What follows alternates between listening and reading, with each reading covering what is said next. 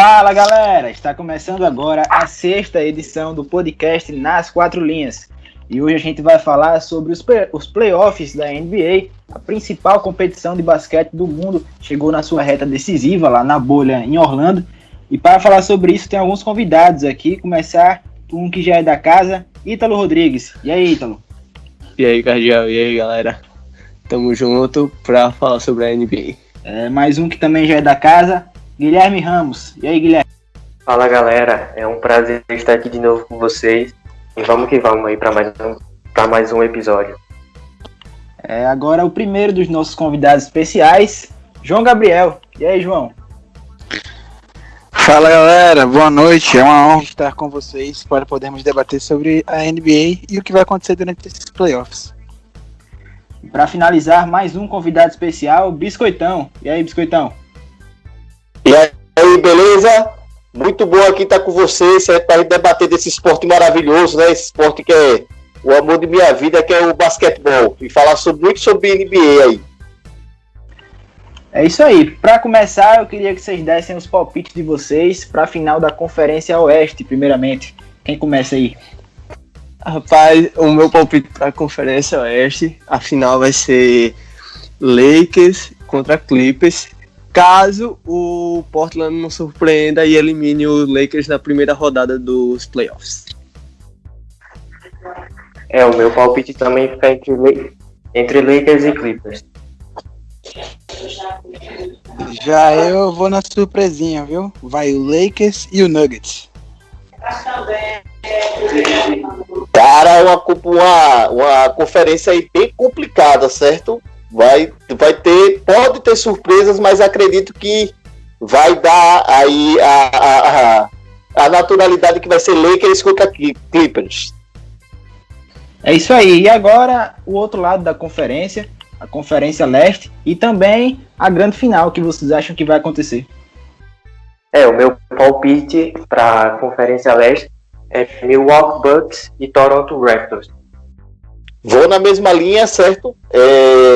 Bucks contra Raptors, e eu acho que nessa conferência aí não teremos grandes surpresas, não. Acho que todo mundo vai por essa linha, porque é uma conferência que, a minha opinião, é uma conferência mais tranquila, mais fácil, não tem tantos times competitivos como a Oeste. E acho que o único time que poderia surpreender nessa conferência seria o Miami, com o Butler ali coordenando o time, mas eu não sei se ele é esse tipo de líder.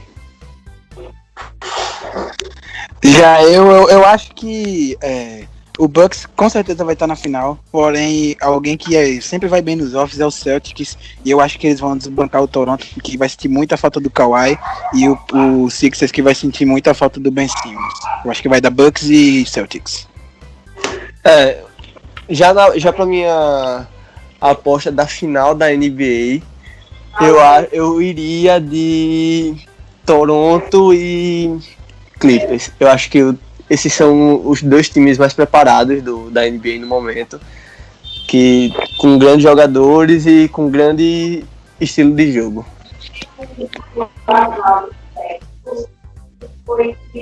Eu já vou com o Lakers, certo? Apesar do meu clubismo, de ser torcedor do Lakers, mas acredito que Papai LeBron, quem tem Papai LeBron e quem tem Anthony Davis no elenco, tem que respeitar esses caras aí. São caras aí bem cascudos, certo? Apesar do outro lado ter Paul George e Kawhi, certo? Eu acredito que o primeiro falado aí, que é o Paul George, normalmente ele pipoca durante os playoffs, certo? Então, o histórico de Paul George coloca ele como um jogador que não é de tanta confiança nessa reta final aí que são os playoffs. Então, por isso que eu acho que os Lakers passa e enfrenta o Toronto Raptors na final. Eu acredito que a final da NBA seja Milwaukee Bucks e Los Angeles Lakers. Eu vou pela mesma linha do Biscoitão. Eu acredito que quem tem Papai LeBron não teme, porque realmente o cara decide. Ele já decidiu várias vezes pro Cavaliers, e eu acho que do outro lado vai dar Bucks, porque o Antetokounmpo vem numa fase sensacional. O Bucks liderou pela maioria do tempo o lado leste, né? E eu acho que vai dar Bucks e Lakers. É isso aí, então. Começar falando agora. Quer falar aí, Ítalo, então? Eu só queria, antes de começar, saber pra vocês o que vocês acham da retomada da temporada, que na minha visão, já vou botar na minha visão, eu acho que deveria ter sido cancelada por tudo que tá acontecendo no mundo e principalmente nos Estados Unidos. Só que, assim, também tem que parabenizar a NBA, que deu uma aula de como fazer um campeonato competitivo com muita segurança, que aquela bolha da NBA acho que perfeita, não sei, pelas notícias, é uma bolha muito forte e que, assim, é de se tirar o chapéu. Então, a minha opinião é que se cancelasse a temporada, eles não iriam premiar os times que tanto fizeram por ela, ou os times que tancaram, como o exemplo do Golden State, eles não pegariam a pique, o draft não seria realizado, os jogadores novos não seriam distribuídos corretamente, provavelmente eles teriam que sortear entre todos os times igualmente, e eu acho que eles não premiariam, sabe, o time que mais fez pela temporada, que foi o Bucks, que ele foi muito bem nessa temporada, o Lakers também foi muito bem, eu acho que a temporada não merecia ser cancelada, e a forma que eles conduziram para a bolha foi uma forma muito boa, sem, assim, risco quase zero, e eu acho que foi uma boa retomada na hora que a pandemia já se estabilizou, e eu acho que eles não deveriam ter cancelado por esses motivos. Eu tô de acordo. Eu acho que teve muito desgaste psicológico e desgaste físico durante a temporada, e você jogar isso no lixo é complicado, né? Então, fazendo tudo certinho, com as medidas de segurança, eu acho ótimo que volte. Eu também não sou contra o cancelamento. Aliás, eu sou contra o cancelamento. Assim, uma das coisas que também me chamou a atenção foi o formato de como foi conduzido o restante da temporada. Com essa ideia do jogo entre Grizzlies e Portland para decidir quem ia ser o 8º colocado. Eu acho que foi uma sacada genial, porque por mais que tivesse parado, obviamente ia ter uma disparidade entre os times, e isso serviu para ajustar. Então é isso aí, né? Vamos começar a falar agora sobre os confrontos. O primeiro vai ser aqui que a gente vai comentar: Los Angeles Lakers e Portland. E aí, meus amigos, o que vocês têm a falar sobre esse jogo, sobre esse confronto? Cara, é um confronto, apesar de ser o primeiro colocado da conferência contra o 8º, certo? E aí você pensa que vai ser logo uma varrida, mas eu acredito que seja um dos confrontos mais complicados desse playoff, certo? Porque é o seguinte, de um lado você tem o Lakers lá com o LeBron, né, que sempre decide, Anthony Davis, só que do outro lado você tem um cara que é o Lillard, que o cara cresce demais em playoffs, pô. O cara cresce muito. Então, acredito que vai ser um confronto complicado aí. Meu palpite é 4-2 Lakers aí nesse confronto. Acho que eu tenho uma visão muito parecida com a de Biscoitão. Eu queria só complementar que o porquê está acontecendo esse confronto. No início da temporada, o Portland estava totalmente destruído, jogadores em péssima fase e machucados, no caso de Nurkic e outros jogadores. E assim, a paralisação serviu justamente, foi muito bom para o Portland, que assim, serviu para os jogadores entrarem em forma, saírem da lista de lesões e confirmar a presença nos playoffs. E assim, eu acho que se esse time tivesse desde a primeira partida no início da temporada, certamente eles estariam em uma posição muito mais avantajada do que no 8º lugar. Só que assim, deram azar e pelo menos estão nos playoffs. Só que deram azar de pegar logo o LeBron James pela frente. Eu concordo muito com a ideia de Biscoitão, que é um confronto extremamente equilibrado, porque o Blazers tem o tal do Lillard, que quando ele quer, ele mata de qualquer campo da quadra, e eu acho que vai dar 4-3 Lakers, Eu acho que vai ser um jogo bem equilibrado, vai ser um jogo bastante memorável para todos nós. Eu acho que não vai ser tão equilibrado, porque, primeiro, o Lillard vai ter que ser muito forçado. Vai ter que fazer coisa de 50 pontos quase todo jogo. E o Portland não tá na melhor forma física, Nurkic não tá na melhor forma física. Fora que eu não vejo nenhum ala marcando o LeBron. Eu não vejo ninguém em Portland marcando o LeBron. Então eu acredito que 4-1 Lakers. Só para complementar, eu gostaria de deixar aqui falado que o Lakers ele vem de 5 derrotas na bolha, né? E o Blazers eles só perderam 2 vezes. Então eu acho que isso vai contar muito, porque o Lakers vem de uma sequência baixa, com jogos não muito como antes da pandemia e tudo mais. Eu acho que o Lakers, o Blazers vem crescendo cada vez mais, assim, com a parceria entre Lillard e McCollum. Eu acho que eles vêm crescendo, vêm trabalhando bem. Eu acho que o Blazers vai dar um pouquinho de trabalho por isso. Assim, só pra pontuar aqui, eu gostaria de saber de Biscoitão se o quanto essa paralisação afeta no entrosamento, no físico, que assim, todo mundo sabe que o basquete é um esporte de muito físico, mas também muito mental. É algo que você, se você cochilar ali em 4, 5 minutos, você perde o jogo facilmente. Cara, afeta muito. Basquetebol, além de ser jogo físico e mental, é um jogo de precisão muito grande. Então, quando a gente para de treinar um pouco o basquete, a gente já perde bastante. Pode ser o melhor jogador do mundo, certo? A gente perde bastante essa precisão que a gente tem ali na técnica, nas técnicas para fazer um arremesso, nas técnicas para equilibrar o corpo, certo? Então, as equipes que jogam bastante com o físico, eles vão ser mais interferidas, certo? Ele vai ter mais problema do que as equipes que eles têm uma técnica melhor, certo? Então, até depois, quando eu for falar do jogo do Dallas, eu vou tocar um pouco nesse ponto por causa disso, certo? Que não é um favorito meu. Deu azar de pegar um dos favoritos, foi os Clippers, mas depois eu vou falar um pouco mais sobre isso. Além disso, a questão mental do basquete, como você falou aí, também é muito forte.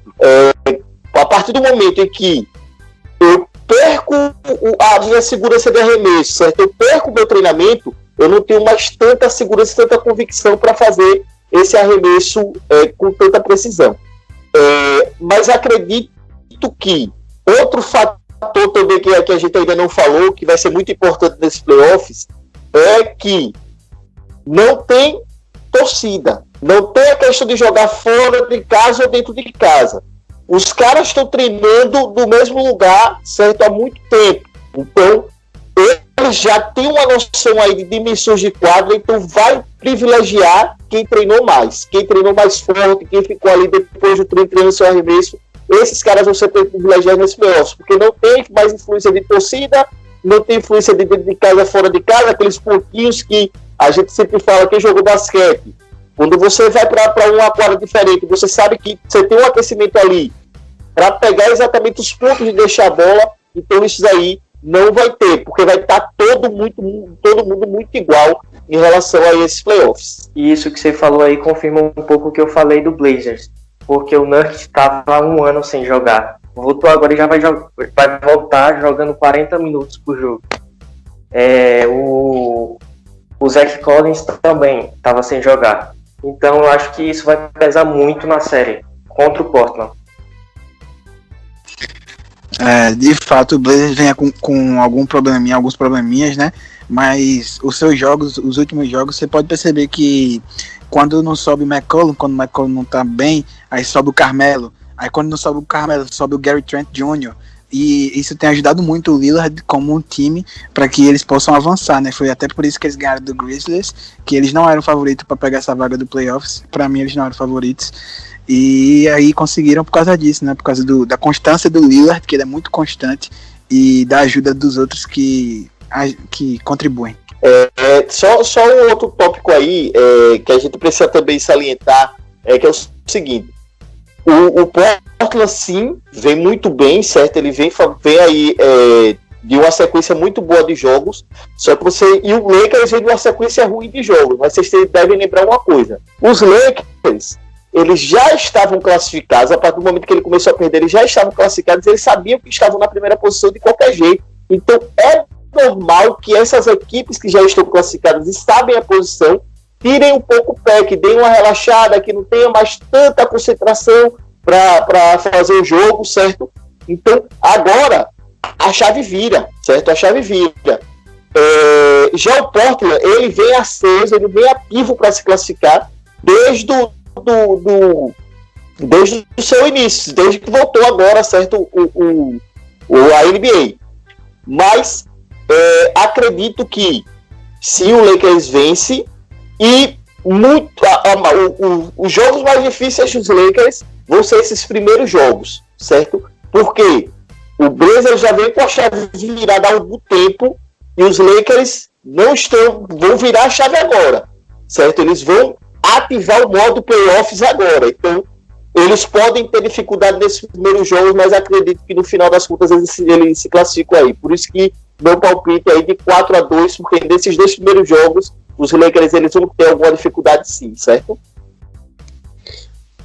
Agora só acho que já puxando para outro assunto, emendando para outro assunto sobre essa mudança de chave, eu acho que isso também vai ficar muito evidente no jogo do Dallas contra os Clippers, porque assim você percebe que desde que voltou o Dallas os Clippers vem rodando muito o elenco, e um elenco bem vantajoso, porque é um elenco muito completo. Eles vêm rodando muito o elenco, então todos os jogos, um jogo o Kawhi joga, o outro ele não joga, aí no que ele não joga, quem joga é Paul George, aí um ou outro jogo que eles jogaram com os dois, e quando jogaram, ficava variando muito com o banco, eles ficavam revezando, não tinha muito tempo de quadra. Já o Dallas, ele vem em uma sequência, por mais que mesclasse também um pouco, e lesões na bolha que eles tiveram, o próprio Seth Curry teve algumas lesões dentro da bolha, mas assim, eles já vinham com essa chave virada. E uma coisa que me chama muita atenção é a genialidade de Doncic.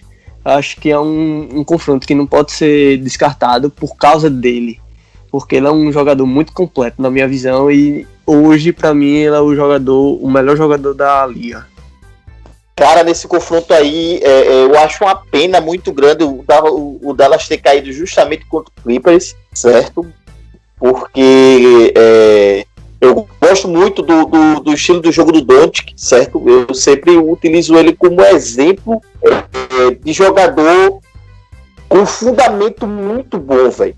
Às vezes a gente quando é novo, certo, a gente vê muito o cara que dá aquela passada meio que mais molenga, certo? Aquele cara que arremessa caindo para trás e converte a cesta.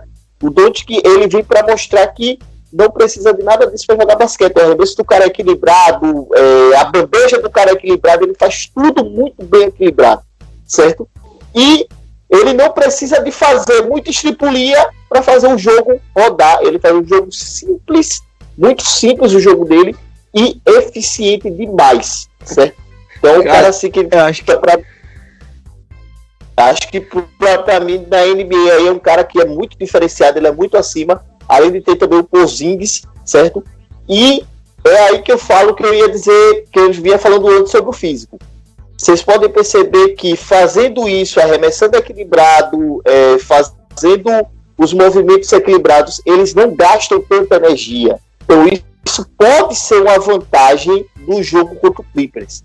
O Dallas vai gastar menos energia que o Clippers. Então o Clippers ele precisa estar numa forma física muito forte, porque senão pode cair aí nessa armadilha, mas acredito que não seja o suficiente, principalmente porque eu particularmente não gosto desse técnico do Dallas. A gente vinha falando aqui um pouco antes, eu não gosto, certo? Eu acho ele muito limitado.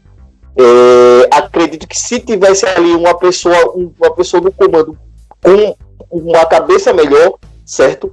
Acredito que esse time teria voos aí bem mais altos. Eu acho que nesse ponto que você tocou de Doncic ser um cara muito técnico, e é isso, você vê que várias jogadas parece que ele é o único que tá jogando no tempo normal, como se tivesse andando dentro de quadra, e os caras que estão marcando ele parece que estão em câmera lenta. Que assim, é impressionante a facilidade que ele tem para passar dos caras sem fazer a menor força.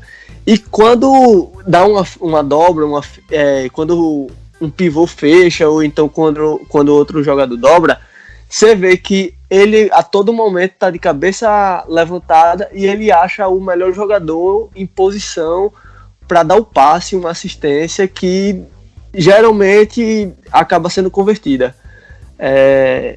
Só que assim, eu não acho que o Clippers vai ter muita dificuldade, porque, assim, por mais que ele tenha que tá em um físico maior do que o Dallas, o elenco do Clippers é muito completo.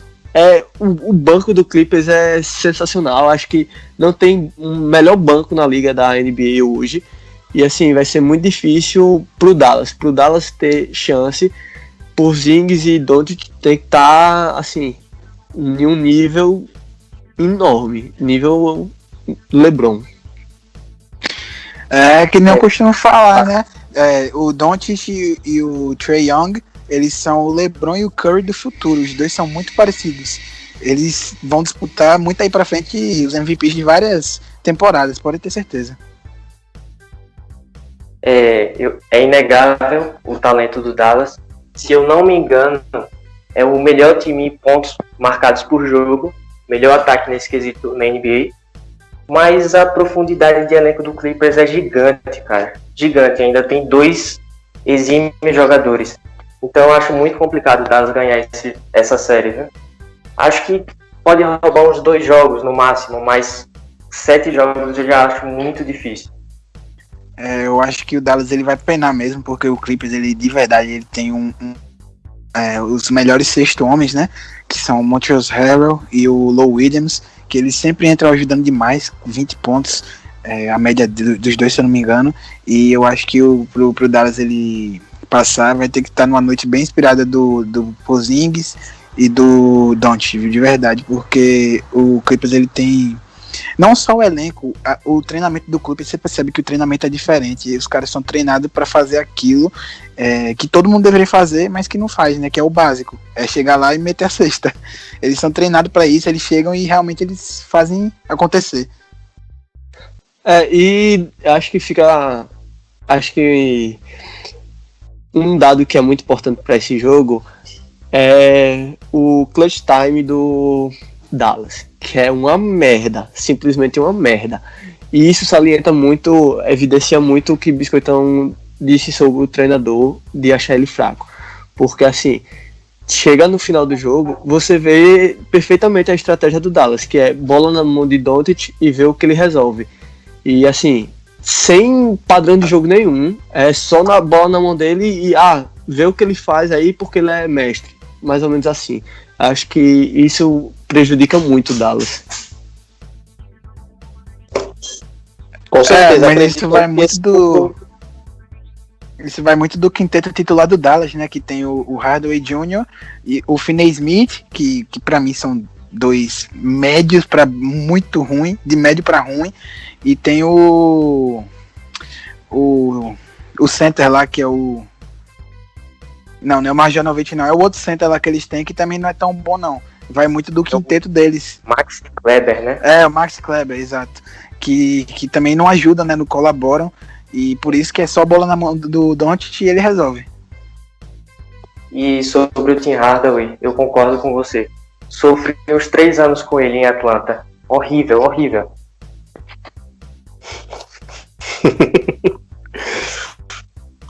É um jogador realmente bastante limitado, né? Em relação aí aos outros elencos da NBA. Ele poderia até ser um bom reserva. Agora, pra quinteto titular, cara, não dá. Ele força muito. Ele tem muita autoestima, velho. Sim, com certeza. Assim, você vê que a NBA é tão louca, com alguns técnicos eu não sei nem dizer se é inversão ou se é falta, é preguiça, às vezes, de treinar um time com grandes estrelas. Mas, assim, um técnico que me chamou muita surpresa, me deixou muito surpreso, na verdade, foi o técnico do Houston. Porque, velho, esse small ball deles é um incógnita pra mim. Eu não sei dizer se vai dar certo, se vai dar errado nos playoffs. Na temporada já deu meio que certo. Mas eu não sei nos playoffs, que pra mim é uma incógnita. Isso porque tem o Carroll no banco, né? Se eles quiserem, eles podem puxar o jogo para um center grande, mas ao invés disso, eles botam o PJ Tucker lá, que não é tão grande para ser center. Ele deve ter o quê? 2 e 3. E geralmente isso para altura de center não é muito bom. E eles jogam realmente no small ball, com o Harden e o Westbrook dominando ali a linha de rebotes. Acho que já tá na hora de mudar de assunto, né? Passar para outro confronto. Houston Rockets contra o Oklahoma City Thunder. E aí, o que vocês têm a falar sobre esse jogo? Esses jogos, né, que vai ter entre eles. Cara, é equilibrado. O confronto é equilibrado, porém acredito aí que dê o Houston Rockets, certo? É muita velocidade que esse time imprime, passes velozes, muita velocidade. Gosto bastante do time dos Rockets. Eu acredito que o Thunder não vai aguentar, não. Acredito aí que 4-1 a 4-2 pro Houston Rockets. Eu sou suspeito. Pode falar. Eu sou suspeito pra falar, né? Porque eu sou torcedor do Thunder. Mas, assim, eu acho que a falta do Westbrook nos primeiros jogos, eu acho que vai perder 1 ou 2 jogos. Isso vai fazer muita falta pro Houston. Acho que o Thunder vai abrir logo 1-0, 2-0. E o treinador do Thunder, que pra mim ele é favorito a ganhar o prêmio de treinador da temporada, tá fazendo um ótimo trabalho. E eu acho que o Thunder tem chance sim de classificar 4-2. Acho que eles podem passar aí. É uma série bem equilibrada, de uma rivalidade que já vem de alguns anos, né? Thunder e Houston. E eu acho que dá pro Thunder, justamente pela fase, porque o Houston ainda é muito irregular, ele não é muito constante, e o Thunder ele mantém uma constância boa. Eu acho que por isso, pra mim, que dá o Thunder. Eu acho que a série se passa muito pelo Westbrook, como ele vai voltar. Mas eu acho que se ele voltar cedo, né, o Houston ganha. Esse small ball, eu analisei como ele ajuda no jogo do Westbrook. Porque sem um pivô da defesa lá dentro do garrafão, ele tem mais facilidade para atacar o aro com mais espaço. E isso é maravilhoso, porque ele chuta menos de 3, ataca mais o aro e tem uma eficiência muito melhor do que antes. Então, em relação ao small ball, uma coisa que nessa série vai me deixar muito confuso vai ser eles enfrentando Steven Adams, que Steven Adams pode não ser um dos pivôs mais badalados da liga, pode não ser um dos melhores também, mas assim, ele tem até uma raça dentro, ele tem muita raça dentro do garrafão e tem até uma certa habilidadezinha. Só que assim, esse small ball, quando enfrenta times que tem pivôs, eu não entendo as outras equipes, porque o Houston enfrentou o Dallas, Porzingis enorme, ficava jogando ficava jogando fora do garrafão, de vez de entrar, funilar mais o jogo e ficar ali, porque pra mim é uma tática meio óbvia de se jogar contra o Houston. Acho que o Biscoito poderia falar melhor sobre isso. Caiu. Ele caiu. Ele caiu, foi? Porra! Biscoito foi. Então, peraí. Então vamos continuar, tá ligado? Aí pede pra Marcelo cortar. Pede pra Marcelo cortar. Vou avisar que é ele, que dá pra entrar. Veja. Voltou. O Biscoitão voltou. Pronto. Ô, Biscoito, vai continuar aqui. A gente corta na edição, viu?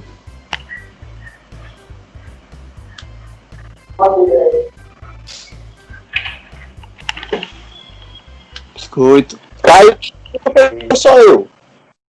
Só você, Só mas, você. Mas dá pra cortar, pô. Dá pra cortar. Ninguém falou mais nada, não. Aí dá pra cortar na edição. Aí a minha... Foi quando terminou quando eu perguntei sobre a estratégia de afunilar mais o jogo com um pivô alto contra o Houston. Aí, perguntou pra mim, foi? Foi. Rapaz, então, pode dar certo, certo?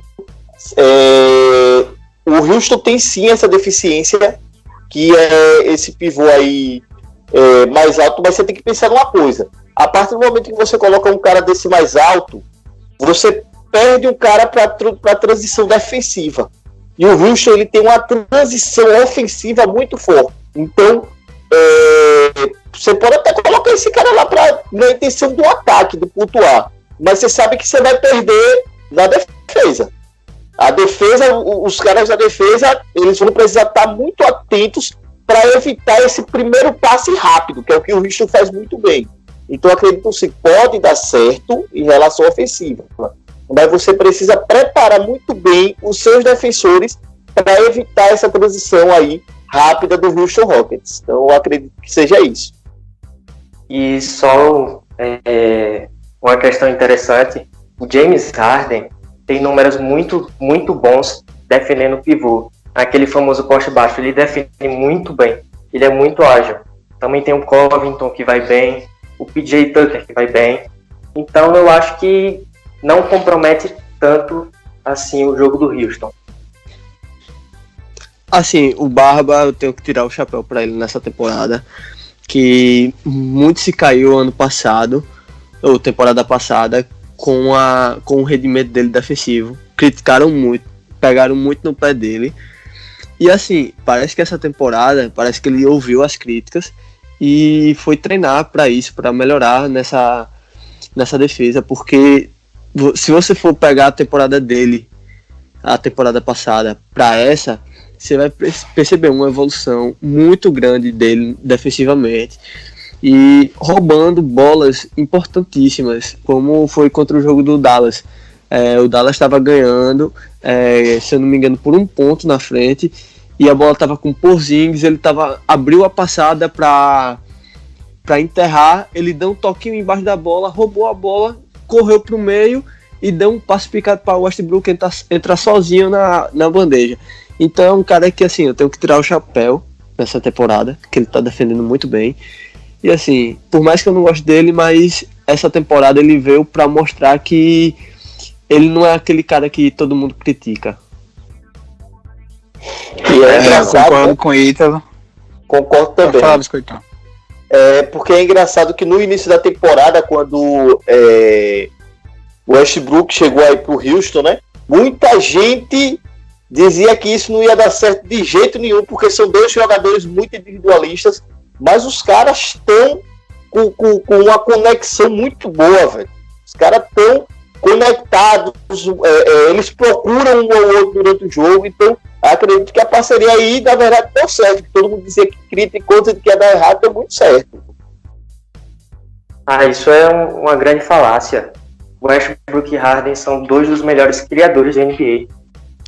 Eu sempre achei que eles iam dar certo, principalmente pelo fato de o Westbrook ele ser mais dominante, partindo para o ataque, partindo para a bandeja, e o Harden ser melhor chutador de 3. Então eu achei que eles iam dar uma bela combinada nisso aí, que o Harden chutaria mais de 3 e o Westbrook seria aquele cara incisivo, porque quando ele parte para cima, não tem quem pegue. Mas eu acho que para o Houston ser favoritaço dessa partida, né?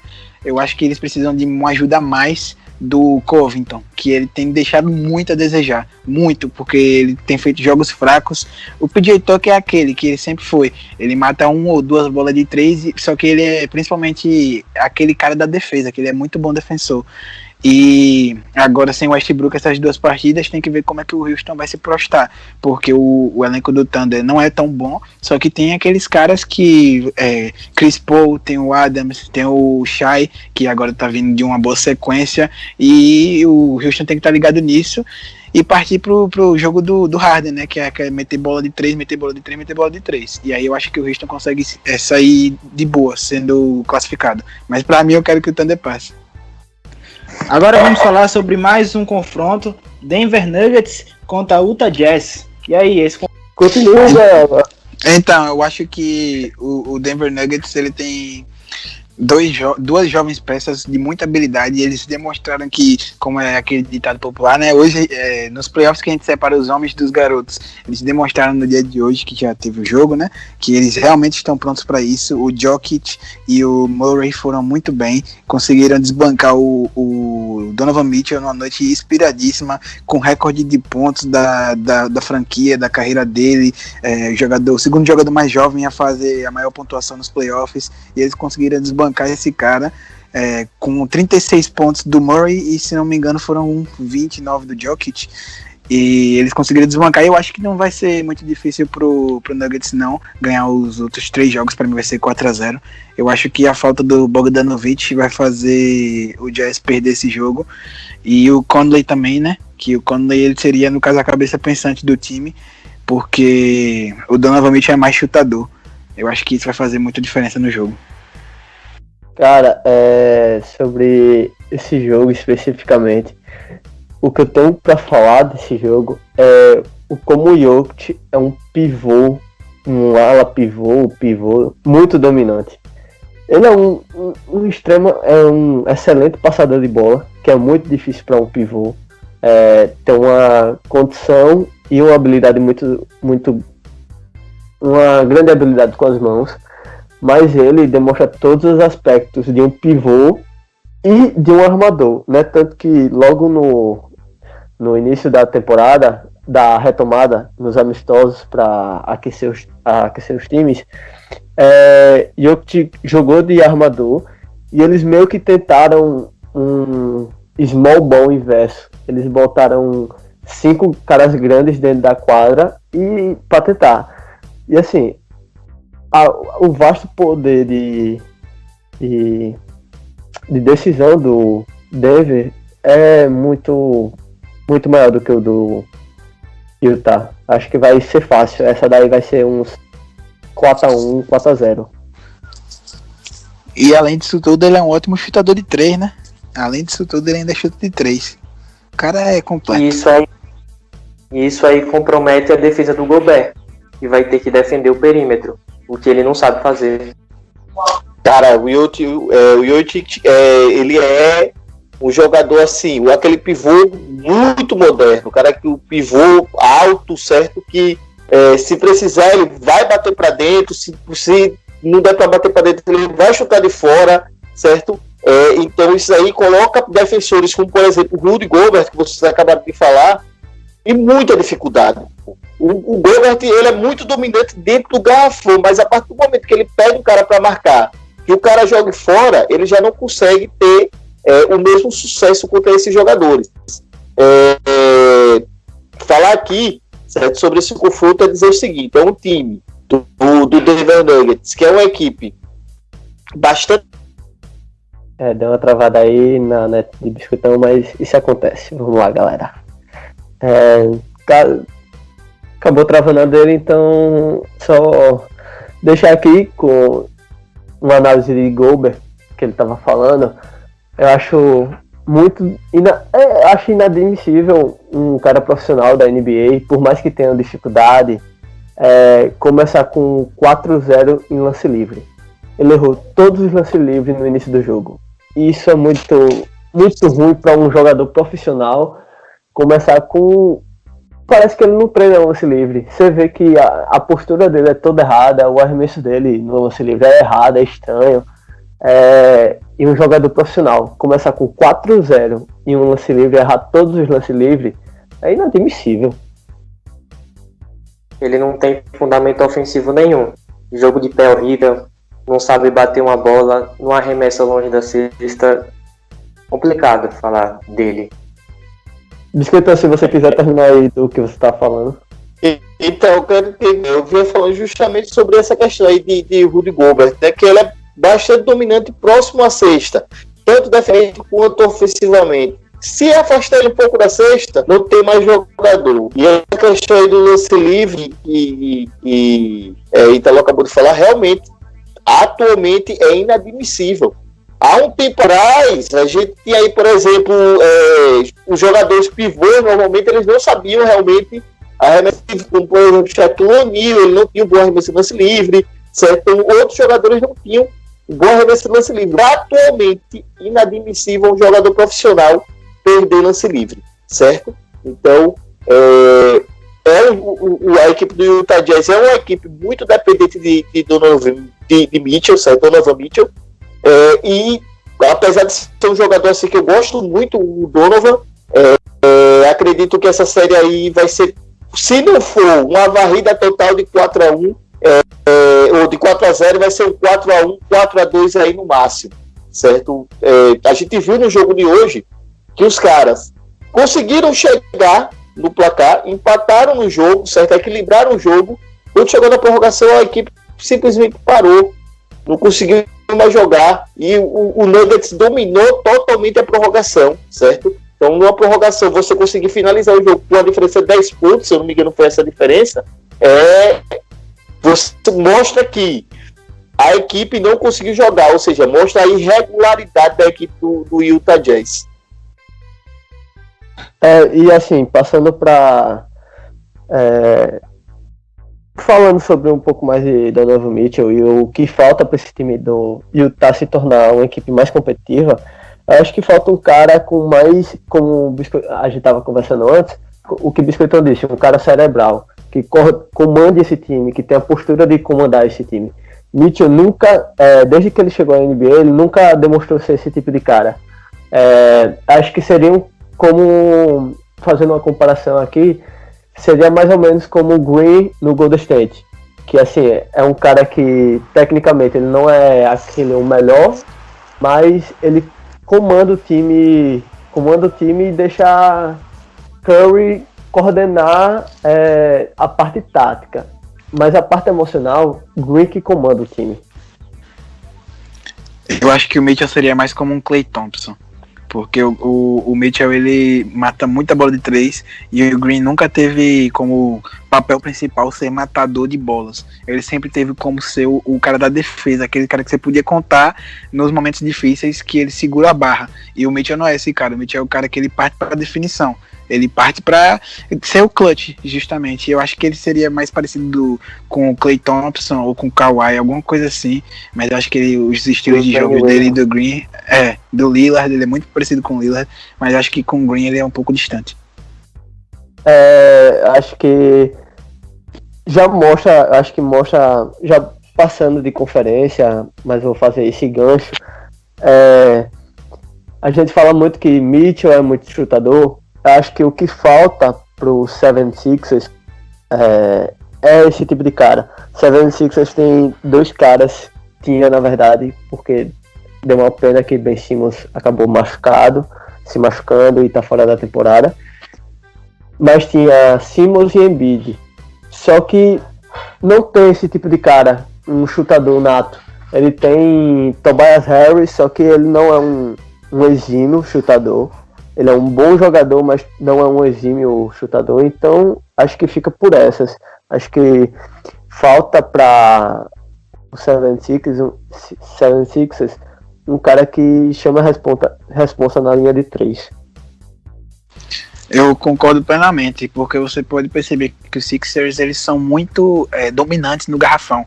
Só que para a bola de 3 eles têm justamente só o Tobias e o Al Horford no banco, que não é lá essas coisas como chutador de 3. O Tobias é aquele chutador mediano, ali média 50, 48%. Eu acho que eles precisam de alguém, algum player forward, alguma posição 4, que realmente mate umas bolas de 3 para ajudar o time. E falta um treinador também, né? Porque o Brett Brown tem todas as peças para fazer uma grande defesa e não consegue. E tem muito mais coisa errada nesses Sixers. Você não pode pagar o que pagaram no Al Horford, por exemplo. Então eu acho que esse ano também não vai engrenar, até porque o Ben Simmons não joga. Vão perder para os Celtics. Imagino que uma série 4-1. Então eu não vejo muita perspectiva para esse time do Sixers, não. Nem para esse ano e nem no próximo. Cara, o Sixers é um time que é engraçado porque você não percebe chutador, velho. Você não tem o cara ali que jogue fora pra vocês verem, eu acredito que o melhor chutador do Sixers acredito que seja o Embiid. Um bom chutador É o Cork aí Massa. seria o Embiid. É o Cork Massa. Né? Porque, cara, eu não vejo. Eu vinha comentar, a gente comenta muito, né, dentro dos grupos de basquete que eu tenho aí, sobre o Ben Simmons. Cara, esse cara, ele tem tudo para ser um dos maiores destaques da NBA, mas se ele não tiver o chute, ele não vai conseguir chegar. Inclusive, um dia desses, um amigo nosso, não sei se vocês conhecem aí. Deu uma travadinha aqui de novo, mas assim, falar agora que quem levantou a bola foi Guilherme sobre a falta de um técnico muito forte nessa equipe do Sixers. Já no Celtics, você percebe um técnico muito qualificado. Acho que talvez seja o melhor técnico na NBA atual. Porque, assim, é um técnico que não tem grandes jogadores, tem jogadores bons e com alguns destaques. Só que ele faz o time parecer uma máquina. O time roda a bola, o time chuta a bola de 3 e cai, chuta a bola de 2 e cai, vai na bandeja. E na minha visão, isso não é nem por causa dos jogadores, e sim pelo técnico. Para mim, Steven é o melhor técnico da liga. Foi como o Biscoitão falou mesmo. O Ben Simmons, ele tem muita habilidade para bandeja, só que ele foi fazer a primeira cesta de 3 dele na segunda temporada da carreira dele. E eu acho que isso para um jogador que planeja ser um jogador de ponta, ou talvez um futuro MVP, isso é muito pouco. Ele tem que melhorar o seu chute de fora ali do garrafão de fora da área, e para ser um bom chutador e poder disputar aí coisas grandes. Sobre Ben Simmons, realmente ele é um jogador que precisa evoluir, principalmente na bola de 3. Ele é um cara que me encanta um pouco assistir ele jogar, porque é um cara que eu me vejo um pouco nele, porque é um cara que não tem muita confiança no chute de 3, mas em compensação a bandeja e a visão de jogo dele é extraordinária. Sabe muito as bandejas dele, quando ele infiltra para fazer a bandeja sério, é muito difícil de parar ele, é um dos jogadores mais difíceis de ser parado quando ele dá a passada. E a visão de jogo dele é simplesmente sensacional. Você vê que quando fecham certo a entrada dele no garrafão, ele dá um passe que muita gente não espera, um passe de costas, ou um passe que atravessa a quadra para um chutador de 3, por mais que não tenha no time, mas ele atravessa essa bola. Acho que falta jogadores coadjuvantes para ajudar Ben Simmons e Embiid. E Tobias Harris é aquele jogador que ninguém sabe. Ele é um jogador médio, que às vezes pode fazer jogos. É o contrato máximo da NBA. Oi? É o pior contrato máximo da NBA. Ele não merece receber o máximo. Não merece. Ele é aquele jogador que você pode esperar muito, que você espera muito, que às vezes ele dá, mas muitas das vezes ele também não dá. É complicado.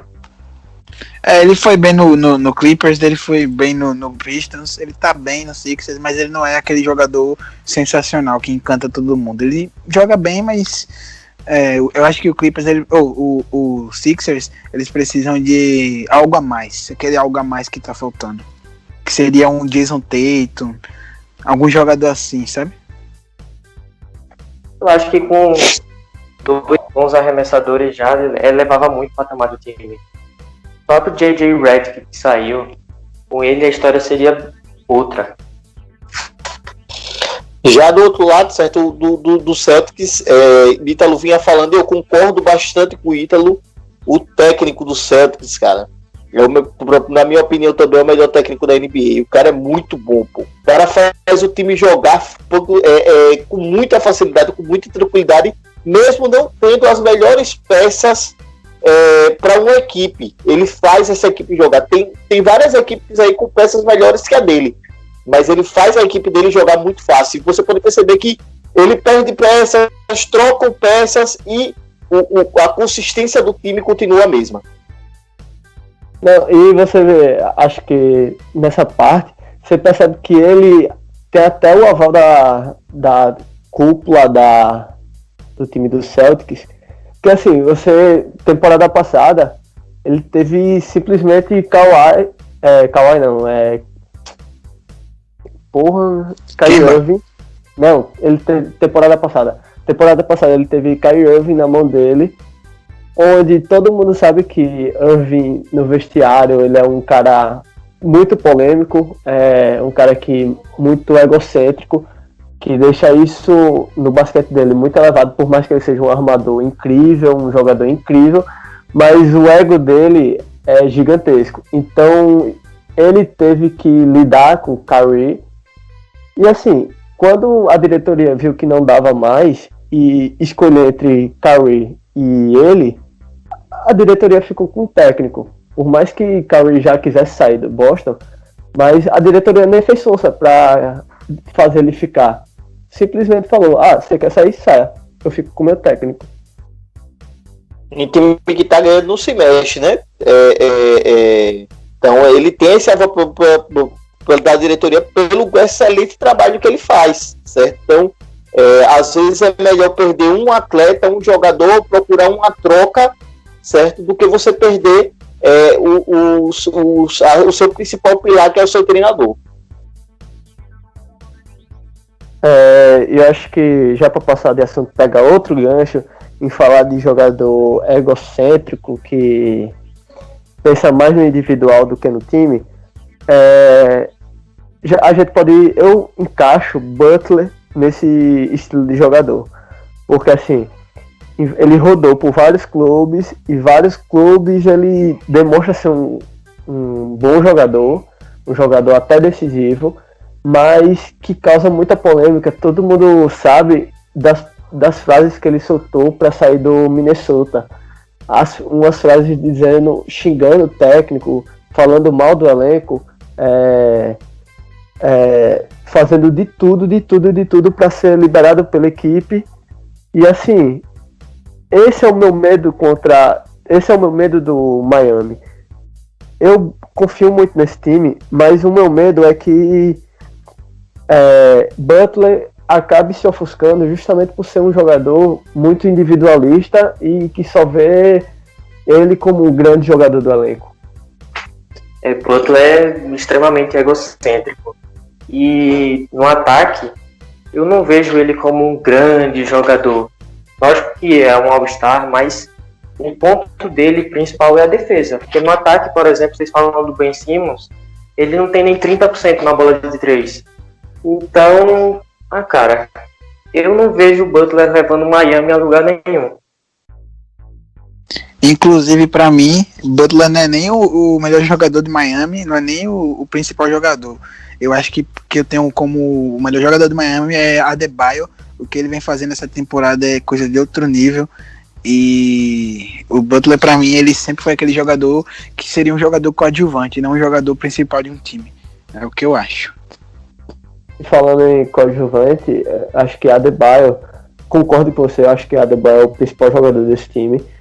E auxiliando ele, tem um jogador que se destacou muito essa temporada, que foi Kendrick Nunn. Não sei se ele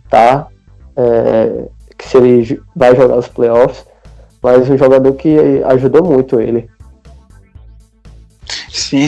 Eu acho o Kendrick Nunn até bom. Ele disputou com o Ja Morant ali a disputa do Roy no início, depois o Ja Morant descolou um pouquinho, mas pra mim eu acho que o melhor rookie, né, o melhor calouro do Miami Heat é Tyler Hero, que esse moleque joga de bola, rapaz. Eu acho ele mais decisivo que o Kendrick Nunn. O Kendrick Nunn, ele é muito, não sabe o que fazer quando pega a bola, só não sabe se chuta de 3 ou se vai pra bandeja. O Tyler Hero, ele é mais decisivo, é o que eu acho. O meu novato preferido nesse time do Miami é o Duncan Robinson. Cara, nossa, mete bola de tudo que é lugar. Se eu não me engano, ele tem um aproveitamento melhor marcado e livre. Cara, é absurdo o catch and shoot dele. Vai ser aí o novo Klay Thompson. É verdade, o Duncan Robinson é coisa de outro mundo. O que o cara mete bola de 3 Ele, inclusive, acho que ele foi o melhor, né? De porcentagem de bolas de 3 na NBA. E ele realmente tá fazendo uma grande temporada. Pô, temporada de novato, mais de 200 bolas de 3 é absurdo. Cara, acredito sim que o Miami Heat passe pelo Pacers, mas daí pra frente ele já não passa mais, certo? Então eu acredito que o Miami Heat ele vença essa série aí bem de forma apertada, certo? Mas não acredito que o Miami Heat vá muito além disso daí não. Ele fica a partir daí. O Victor Oladipo não joga não, né? Mas não tem essa informação, não. João, tem? Ele tá como questionável. Talvez jogue, como talvez não. Mas eu acho que o jogo vai muito passar pela mão do TJ Warren, que se ele fizer o que ele tava fazendo no início da volta da NBA, com certeza vai ficar muito difícil pro Miami Heat. TJ Warren, Victor Oladipo e Doug McDermott. Para mim são os 3 nomes que podem ajudar aí o Indiana a passar do Miami. E eu aposto nisso. 4-2. Então, se o Pacers ele tivesse com Sabonis, eu até com certeza já acreditaria a vitória pro Pacers. Mas sem Sabonis, eu acho que vai ser bem apertado. Acho que vai ser 4-3 Pacers. Acho que vai ser um placar bem apertado. Só que o Pacers vai levar justamente pelo elenco que é um pouquinho melhor. Porque tem o Miles Turner, tem o Oladipo, acho que isso vai contar muito. Quer dizer, o Oladipo não, né? Mas tem o Brogdon, que ele foi Rookie também. Rookie of the Year, ele foi Roy na sua primeira temporada. E eu acho que ele continua mantendo uma boa exibição. Acho que por isso o Pacers passa. Joga muito. E só para informação aqui, o Oladipo ele vai estar disponível. Acabei de ver aqui no site, ele vai estar disponível sim, para o jogo. Força mais aí. Acho que passando para falando de Oladipo, que ele é um jogador muito importante pro eita, deu branco agora. Um jogador muito importante para os Pacers. A gente pode fazer até uma certa análise com esse time do Magic, que acho que é muito dependente de Aaron Gordon. Acho que ele é um jogador que assim, dá uma alma para esse time. Ele que é muito conhecido pelas enterradas dele nesses torneios de enterrada do All-Star, mas ele se mostra ser um grande jogador, um jogador que não vive só de ser aquele firulento, aquele jogador muito que só demonstra um aspecto de jogo favorável, não. Ele é um jogador que sabe coordenar um time, ele sabe ser um grande líder no time do Magic, e assim, por mais que ele seja esse cara, mas eu também não vejo o Magic dando alguma dificuldade pro Bucks. Acho que vai ser 4-0 essa série, tranquilamente pro Milwaukee, sem medo algum.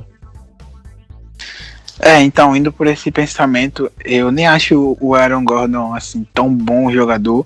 Para mim, ele não é o principal. Para mim, o jogador da franquia é o Vucevic, que sem nenhuma dúvida, assim, porque o Vucevic ele carrega aquele time nas costas. E o Aaron Gordon é só mais um coadjuvante, além do tem o Ross, tem o Augustin. Eu acho que o elenco do Magic para peitar o Bucks está muito fraco. Acho que vai dar 4-0. Se tivesse mais jogos, seria mais ainda pro Bucks. Seria 5-0, 6-0. E eu acho que pro Magic não tem vez, não. Vai ser jogo pro Bucks aí quase 100% de certeza. Cara, não dá pro Magic realmente. 4-0, uma varrida fácil aí. O time do Bucks ele é muito completinho, certo? Ele tem tanto o garrafão, certo? A força do garrafão, quanto o jogo fora também, bons chutadores de fora. Acredito realmente que o Antetokounmpo ele está numa temporada muito boa e realmente vai ser, aí essa série aí vai ser fácil. Como eu disse aqui, o Bucks para mim ele é favorito, né, junto com o Toronto. Acredito que na final da conferência de Bucks e Toronto, e quando eu digo que o Toronto passa para a final, é simplesmente pela experiência que a equipe do Toronto tem, que é uma equipe mais cascuda que a do Bucks, na minha opinião, certo? Mas nessa série aí, em particular, acho que vai ser uma varrida fácil aí, 4-0 Bucks. Concordo. Para mim também vai ser uma varrida. Eu acho que o Bucks tem a melhor defesa de garrafão da liga, já começa por aí. Então o Vucevic não vai ter vida fácil. E o ataque é muito bom, né, cara? Porque se o Giannis bate para dentro, 4 abrem. Brook Lopes chute de 3, tem Kyle Korver, que é um dos melhores arremessadores da história da NBA. Tem o Donte DiVincenzo, que também arremessa muito bem. Então acho que é uma série bem tranquila para Milwaukee. Inclusive acredito que vai poupar muito o Antetokounmpo. E fora esses jogadores também tem o Bledsoe, tem o Middleton, que também são chutadores incríveis. E eu acho que é muito fácil, cara. Muito fácil pro Bucks. Muito fácil pro Bucks. E o Middleton tá numa temporada incrível, né? 50% de field goal, 40% de bola de 3 e 90% de lance livre. Aproveitamento fantástico. Falando agora de facilidade, de varrida, eu acredito muito que uma das varridas vai sair no confronto entre Toronto e Brooklyn, que assim, é uma pena, o Brooklyn tá todo desfalcado, Curry fora por questões pessoais, por escolha. Ele preferiu não se juntar à bolha por ideologias dele. Mas ele tá falando por contusão também, ele não jogaria não. Não, mas eu acho que se fosse só por contusão, acho que... Não, isso é.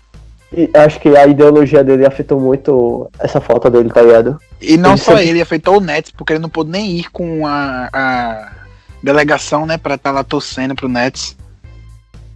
E ele falou, e ele próprio falou no início que era contra a volta da NBA, ele sempre deixou isso bem claro, sempre manifestou, até rolou brigas entre ele e LeBron, brigas não, tipo, rixa entre LeBron, porque LeBron desde o início foi a favor da volta, e assim, mas falando mais dos Nets, é uma equipe que está totalmente desconfigurada, só tem Levert, sei lá como fala o nome dele, do time, e vai pegar uma equipe muito bem montada, muito bem estruturada e muito cascuda, que é o Toronto Raptors, que está simplesmente apresentando um basquete fenomenal.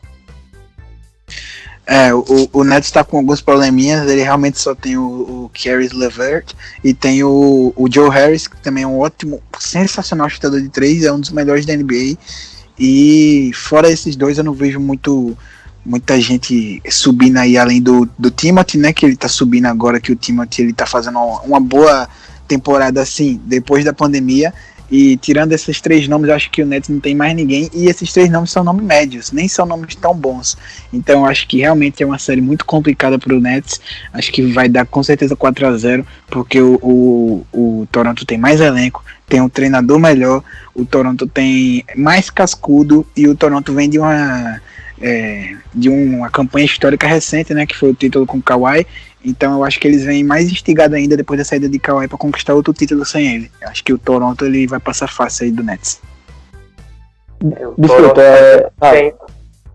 Toronto para mim tem o treinador do ano, tem ótimas peças no ataque e na defesa, tem a melhor eficiência defensiva da liga, tem o 13º melhor ataque em pontos marcados na liga, então não tem muito o que falar, né? Tem muito o que falar dessa série. Acho que o Toronto ganha sim, varrida, e deve chegar na final de conferência. Com certeza, a varrida do Toronto, certo? É para mim o favorito dessa conferência. Equipe muito cascuda, velho. Mark Gasol, Kyle Lowry, certo? Os caras estão cansados, acho, de jogar playoffs. Véio. Os caras estão cansados já. Os caras já tem isso daí não pesa nada para eles. E uma equipe bastante estruturada, como vocês já falaram aí, já bem falaram aí, certo? Então, uma equipe muito estruturada, uma equipe cascuda, que não vai sentir, certo, esses playoffs. Então eu acredito aí que seja uma varrida aí tranquila, e que essa equipe aí eu acredito que seja a finalista da NBA. Vai chegar na final da conferência contra o Bucks, certo? E eu acredito que o Toronto passa para a final da NBA. Sem papai LeBron no leste, né? Agora tá bom para ele. Biscoito, uma pergunta que surgiu agora. Como que um técnico faz para lidar como o técnico do Brooklyn está lidando? Porque assim, no início da temporada ele tinha tantos jogadores e chegou agora, no final, pegou um catado. E aí, como é que faz para lidar com essa ausência de tantos jogadores? E não só, se fossem jogadores médios ou então fracos, bancários, tudo bem, mas são jogadores importantes para a sequência do time, para o entrosamento, pelo sistema de jogo montado no início da temporada. Cara, é aquele negócio, por mais que você trabalhe o seu sistema de jogo com todos os jogadores, você monta o sistema de jogo em cima de peças. A partir do momento em que você perde essas peças, você vai precisar também mudar um pouco o modo de jogar, até pela própria rotação, certo? Então, por exemplo, um cara aí desses da NBA sabe que determinado jogador, vou colocar aí o time do Nets, certo? Ele sabe que o Levert, ele joga bem no jogo, de um quarto ele vai jogar em alto nível 8 minutos. Então, com 8 minutos do quarto, eu preciso retirar esse cara. Quando eu tenho ele completo, eu já tenho a imaginação da troca que eu vou fazer. Eu já sei qual é a troca que eu vou fazer. Olha, o Levert ele vai jogar esses 8 minutos, e aí eu vou colocar um cara que jogue bem esses 4 minutos aí para descansar o Levert.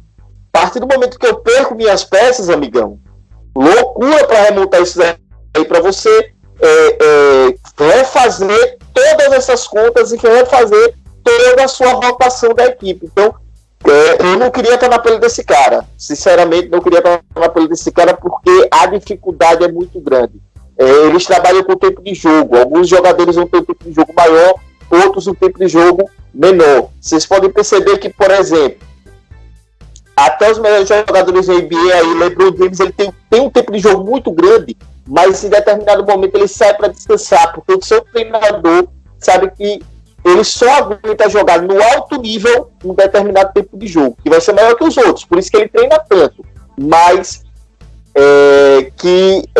ele precisa tirar para descansar um pouco, mesmo nas horas decisivas. Às vezes a gente tem uma dúvida muito grande, que às vezes está lá no último quarto, o jogo pegando, e aí tiram um LeBron James da vida, um Stephen Curry, e aí você diz, oxe, esse cara quer perder o jogo, Não, ele está simplesmente dando tempo de descanso para esse jogador, para que ele volte para o jogo e volte para decidir o jogo, para que ele esteja com o físico descansado para conseguir acertar o arremesso da forma correta, conseguir dar uma entrada na bandeja, certo? Então, para refazer aí essa montagem de rotação de jogo, é muito difícil, cara. Então, esse cara daí realmente, se ele conseguir uma vitória aí nessa série, ele vai ser um herói.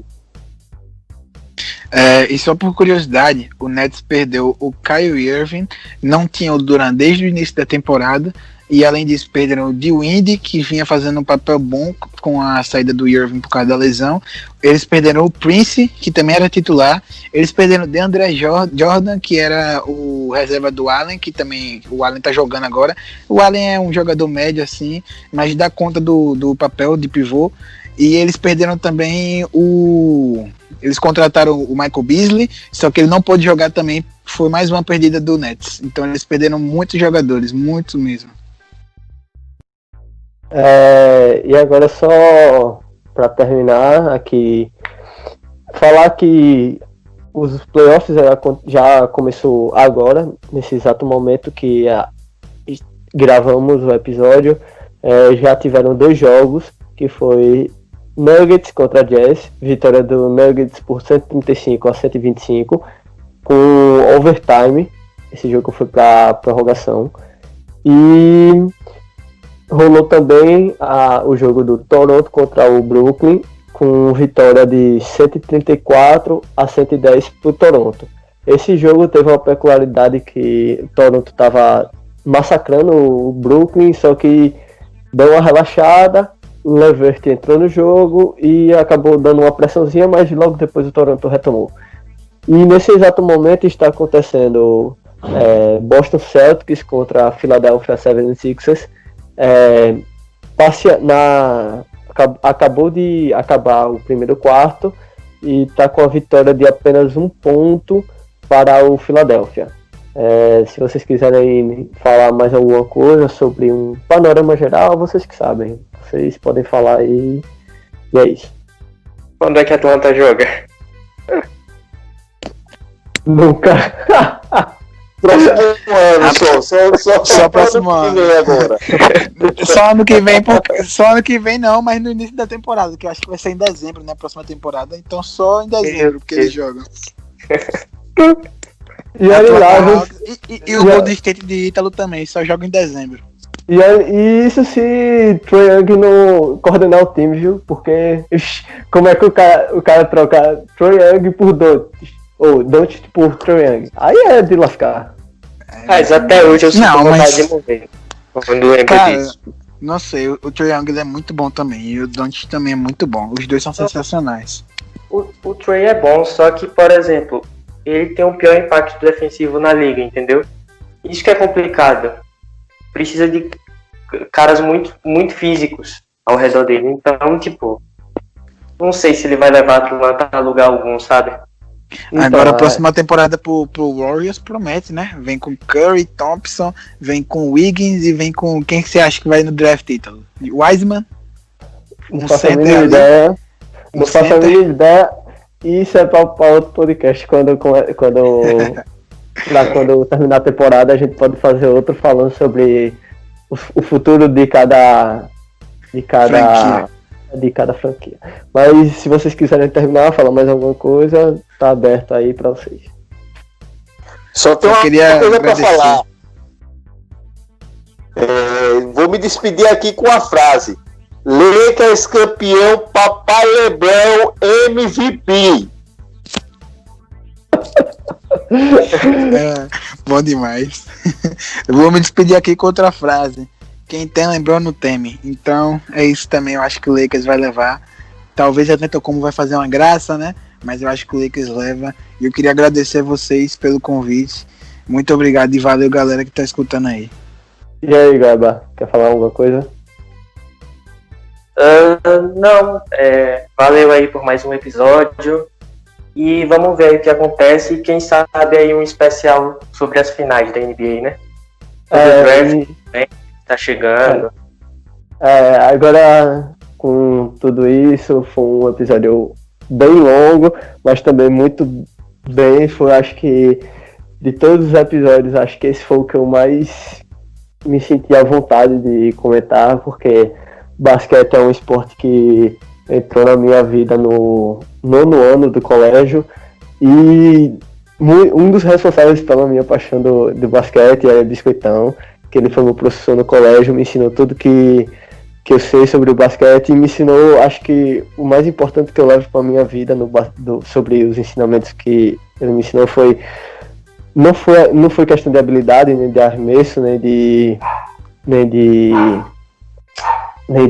visão de jogo, foi de como enxergar o basquete de verdade, como é o basquete de verdade. É um esporte que é muito técnico e é um esporte que você é preciso ter uma análise bem completa do que fazer no jogo, de como do momento que é necessário você dar um grito, de você comemorar, de você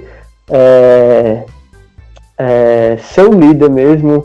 E foi uma das coisas que eu mais presto atenção quando estou jogando e quando eu estou assistindo o jogo, quando acontece esses momentos. E eu tento sempre ser um jogador que vê mais o jogo, analisa mais o jogo, para tentar ajudar ao máximo, e foi o Biscoitão que me ajudou. Então, só queria dizer isso. Valeu, Biscoito, tamo junto, porra. E João, você é safado, João. O que eu fiz? Não. Eu não fiz nada, pô. Bom, tamo junto, certo? Quando precisar aí, qualquer coisa, tô aí junto com vocês, certo? Então, falar de basquete é sempre a melhor coisa que existe, né? Então, se for pra me chamar pra falar de basquete, pode me convidar aí sempre que eu vou estar sempre à disposição, beleza? Eu assino embaixo. Falar de basquete só não é melhor do que comer, porque de resto, ganha de tudo. Então, fechou e estamos encerrando aqui mais um podcast nas 4 linhas. E sigam nossas redes sociais, no Twitter e no Instagram. Eu não sei muito bem qual o nome que tá, a Goiaba pode falar. O Instagram é Nas 4 Linhas e o Twitter é Nas 4 Linhas POD. Fechou. Obrigado por estar escutando e valeu.